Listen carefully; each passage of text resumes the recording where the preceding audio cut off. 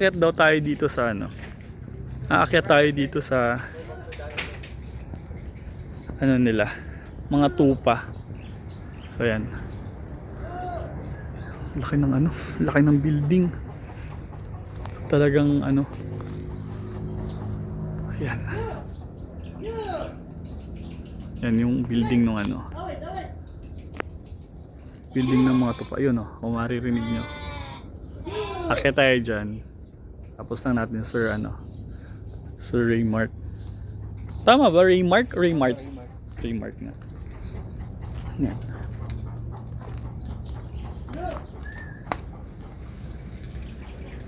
Dami ring puno dito.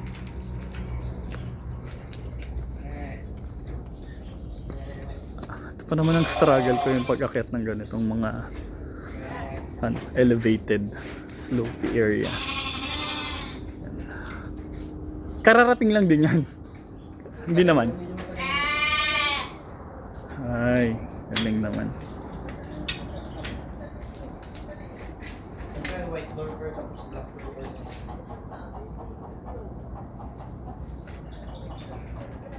So, saan bansa galing to?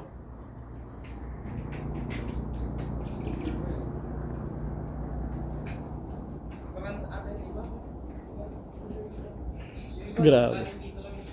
Para akong nasa zoo. Para akong nasa zoo kasi kikita ko ng mga totoong tupa. Ayan.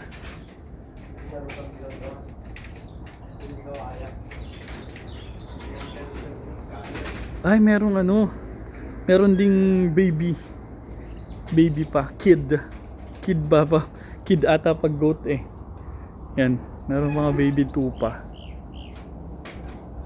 isang baby tupa dyan. May sungay rin pala yan, hindi ko lang nalaman. Galing. Ayun, meron din doon, nakakatuwa naman. Kasi maaga pa. So time check 7:35 AM. Kaya siguro sila ay hindi pa energetic.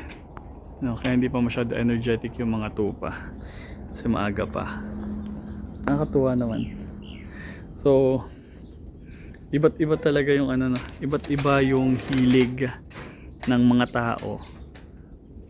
Pero pag mahal mo talaga yung agree. Pag mahal mo yung pag-agree, yan yung result.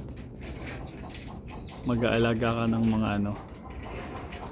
nakakatuwa lang.